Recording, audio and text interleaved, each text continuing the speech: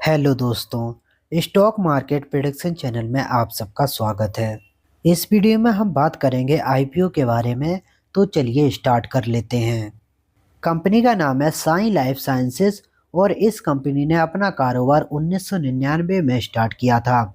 अगर इसके बिजनेस को देखें तो ये कंपनी न्यू केमिकल एंटिटीज के स्मॉल मॉलिक्यूल को मैन्युफैक्चर करती है और ये कंपनी जितनी भी फार्मा कंपनी है उनको अपनी सर्विस प्रोवाइड कराती है। और अगर इसके प्रेजेंस की बात करें तो ये company US, UK, Europe and Japan इन सारी कंट्री में अपनी सर्विसेज को प्रोवाइड कराती है।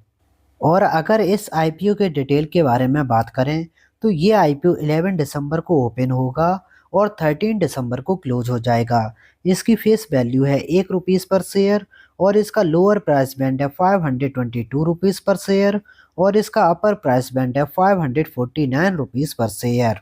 इसके एक लॉट में 27 शेयर होंगे। और अगर इसके इशू साइज की बात करें तो इस आईपीओ का टोटल इशू है 3042 करोड़, जिसमें कि 950 करोड़ फ्रेश इशू है और 2092 करोड़ ऑफर फॉर सेल है। मतलब कि 950 करोड़ ये कंपनी के पास जाएगा और 2092 करोड़ ये उन प्रमोटर या फिर शेयर होल्डर के पास जाएगा जो इस आईपीओ में अपने शेयर को सेल कर रहे होंगे। और अगर लिस्टिंग की बात करें तो ये आईपीओ बीएसई और एनएसई दोनों पे लिस्ट होगा। और रिजर्वेशन की बात करें तो इसमें क्यूआईबी को 50% ऑफर किया गया है, रिटेल को 35% ऑफर किया गया है और एचएनआई को 15% ऑफर किया गया है।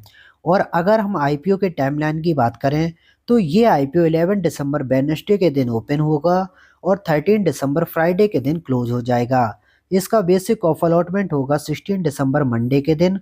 और अगर आपको ये आईपीओ अलॉट होता है तो फिर 17 दिसंबर के दिन आपके डीमैट अकाउंट में इसके शेयर क्रेडिट हो जाएंगे। और अगर आपको ये आईपीओ अलॉट नहीं होता है तो फिर 17 दिसंबर के दिन ही आपको रिफंड मिल जाएगा और 18 दिसंबर के दिन एक और कंपनी शेयर मार्केट में लिस्ट हो जाएगी। और लॉट साइज की अगर बात करें तो अगर आप रिटेल में मिनिमम कैटेगरी में जा रहे हो तो फिर आपकी टोटल इन्वेस्टमेंट होगी ₹14,823। और अगर आप रिटेल कैटेगरी में मैक्सिमम इन्वेस्टमेंट के लिए जा रहे हो तो फिर आपकी टोटल इन्वेस्टमेंट होगी ₹1,92,699 और इसमें आप मैक्सिमम 13 लॉट अप्लाई कर सकते हो। और इस आईपीओ में एंकर इन्वेस्टर की बिडिंग 10 दिसंबर को होगी।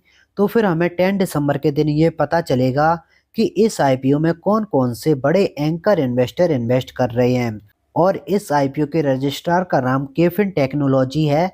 मतलब कि इस आईपीओ का अलॉटमेंट स्टेटस हमें केफिन टेक्नोलॉजी की वेबसाइट पे मिलेगा। और अगर इसके फाइनेंशियल को चेक करें तो दोस्तों 2022 में इसका टोटल रेवेन्यू था 897 करोड़, जो कि 23 में हो गया 1245 करोड़ और 24 में हो गया 1494 करोड़। अगर इसके रेवेन्यू को हम चेक करते हैं तो इसके रेवेन्यू में काफ़ी अच्छी ग्रोथ देखने को मिल रही है।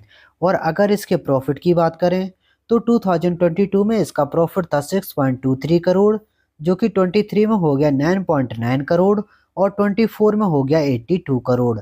अगर इसके प्रॉफिट को देखें तो इसके प्रॉफिट में भी काफ़ी अच्छी ग्रोथ देखने को मिली है।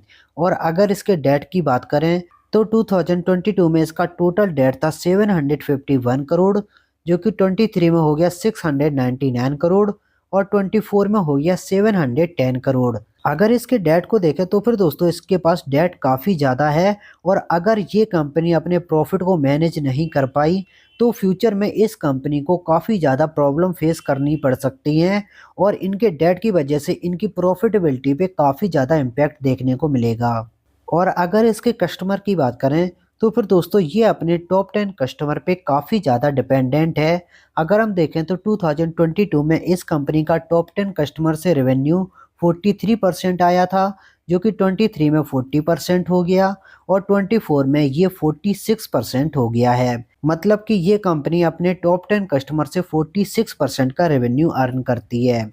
और अगर इस कंपनी के लार्जेस्ट कस्टमर को देखें तो दोस्तों इस कंपनी का जो लार्जेस्ट कस्टमर है उससे ये कंपनी लगभग 10% का रेवेन्यू अर्न करती है। तो फिर ये इस कंपनी के लिए काफ़ी ज़्यादा रिस्की है, क्योंकि इनमें से अगर कोई भी एक कस्टमर कम हो गया तो इनके रेवेन्यू पे काफ़ी ज़्यादा इम्पैक्ट देखने को मिलेगा और जब इनके सेल्स डाउन होंगे तो उसी के साथ इनके प्रॉफिट भी डाउन हो जाएंगे।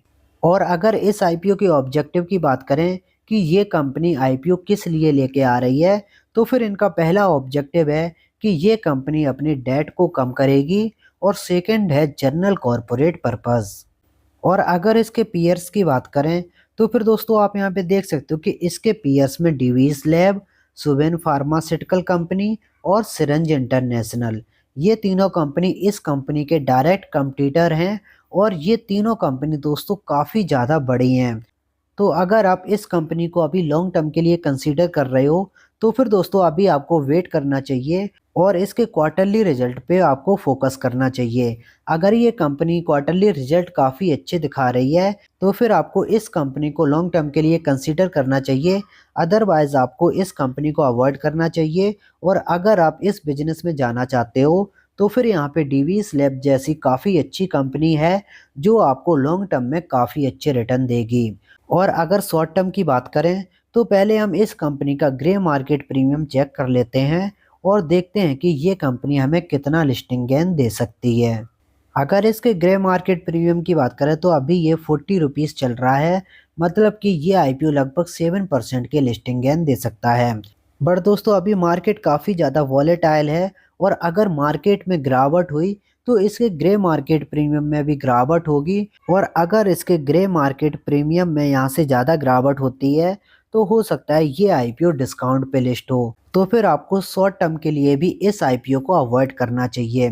दोस्तों इसी डेट में मोबीक्विक और विशाल मेगा मार्ट, इन दोनों के आईपीओ भी ओपन होंगे, तो फिर आपको इस आईपीओ को अवॉइड करना चाहिए और उन दोनों आईपीओ में आपको अप्लाई करना चाहिए, क्योंकि उन दोनों आईपीओ का ग्रे मार्केट प्रीमियम काफ़ी अच्छा है और उनमें आपको काफ़ी अच्छे लिस्टिंग गेन मिलेंगे।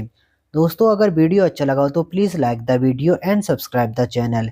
इस वीडियो में इतना ही, मिलते हैं अपने नेक्स्ट वीडियो में।